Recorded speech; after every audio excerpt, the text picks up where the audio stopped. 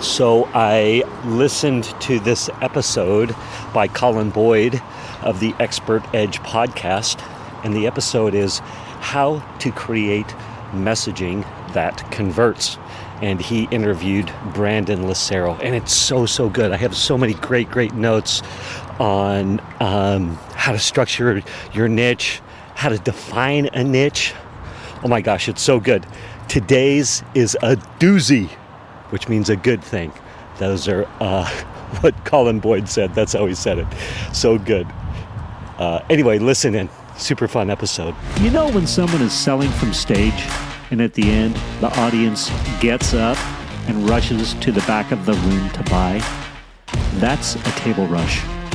My name is Misha Z, and the Table Rush Talk Show is all about bringing you the tools, strategies, and tactics that you can use to grow your audience and inspire them to buy. Yeah, so Colin Boyd's Expert Edge podcast, it's really good.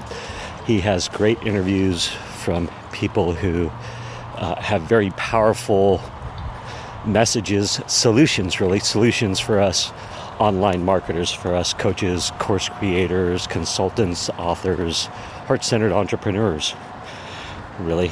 And Colin's a gifted speaker, but anyway, and he teaches people actually how to speak on stage, stuff like that.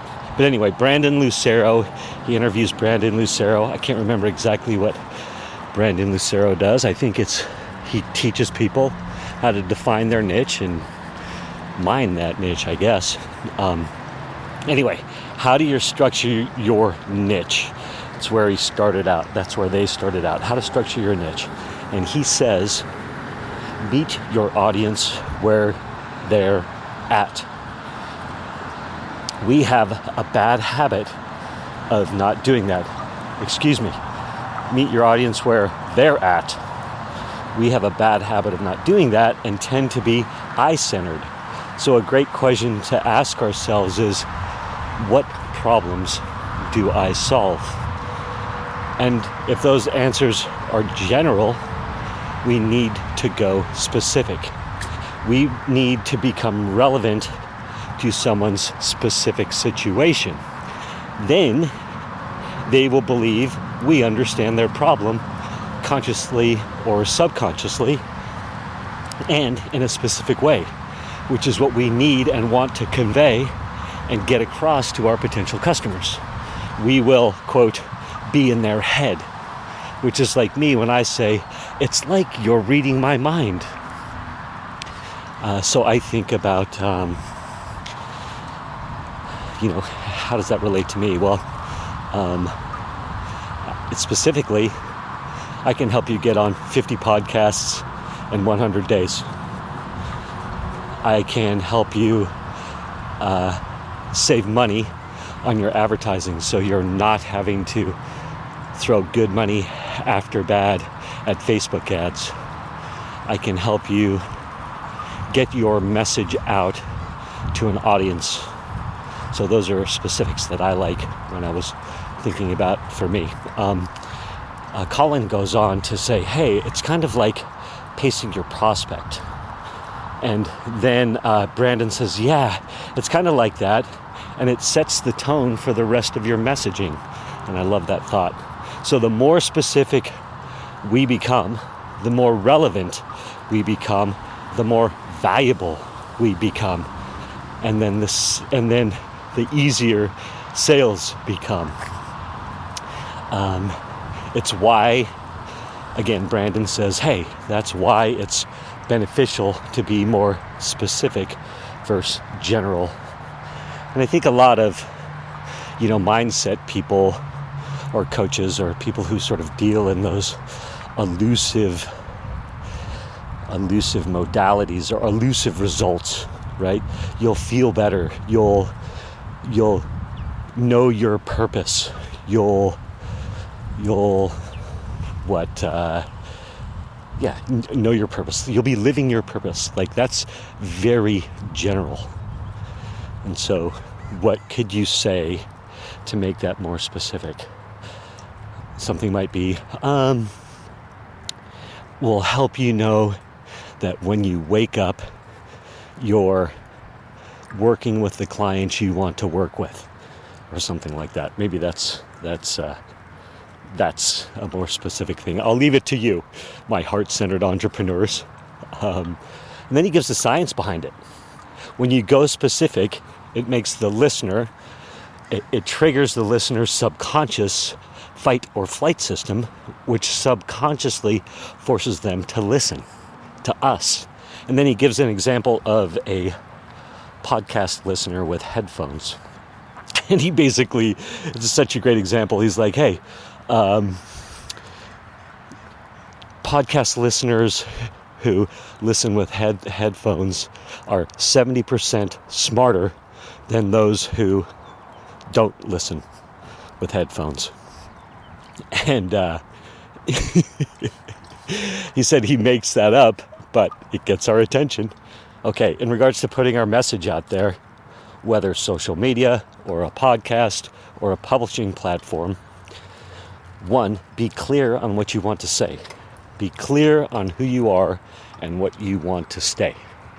Next step is to figure out what parts of it are the best and then continue to test.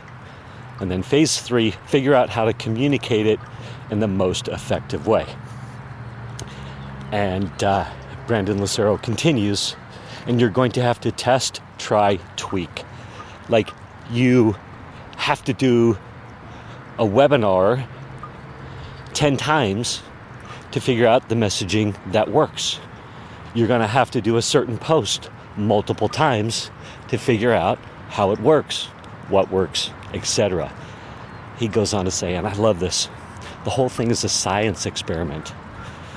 If it doesn't work out, we don't get upset. We just try again. So let's see and test. And so I love that. Like, let's consider it a science experiment. Then we're less emotionally invested, and then we're just learning. My words, not his. Quote, it's like a fun little thing, end quote. Let the data, he continues, let the data kind of guide what's working and what's not. It's actually when you let the data kind of guide what's working and what's not, it's actually very easy to become successful. He finds that it speeds up the process, actually. And then, they noted that, hey, it depersonalizes it. Colin says, what's the audience responding to, and making sure your message aligns to that. They go on a bit about, hey, stuff has changed over the last 10 years, so you got to be adaptable. Stuff is changing. And then Brandon Lucero goes deep on niching, and I love this. What does it mean to be niching or to have a niche? And he defines it for us. It's really cool. Here we go. I need to look at my niche as something I need to categorize in. He likes to look at it as problems and identities. So identities, course creators and online business owners. Problems, if sales and audience growth have plateaued for 3 months, putting out content that no one is relating to 3 by per, right? Well, then that's no good. His niche has those problems and those identities, and then he can talk about whatever he wants, and the content starts to create connection. So figure out the 3 problems you solve and what the identities are. So identities plus problems equal niche, and talk about what you want. I love that. And if you need to pivot, change your targeted identity. Just change the language and messaging a little. Like for me, heart-centered entrepreneurs, I could switch to e-com store owners. Love that. This is such a good little formula. So speak to identity to trigger subconscious alerts. He gives some examples. How to lose weight. His stay-at-home moms lose weight and then add a result. how stay-at-home moms lose weight in 5 minutes per day. You stand out against the competition, and then you understand the problem a lot more too. So we've got struggling avatar and the future-based hero. These are identities that when people engage your content, they start to become or relate to or wanting to become those avatars.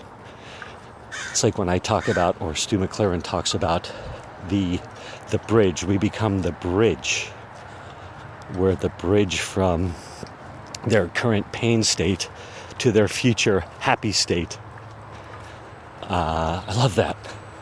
So anyway, there you go. There's the formula for how to create your niche.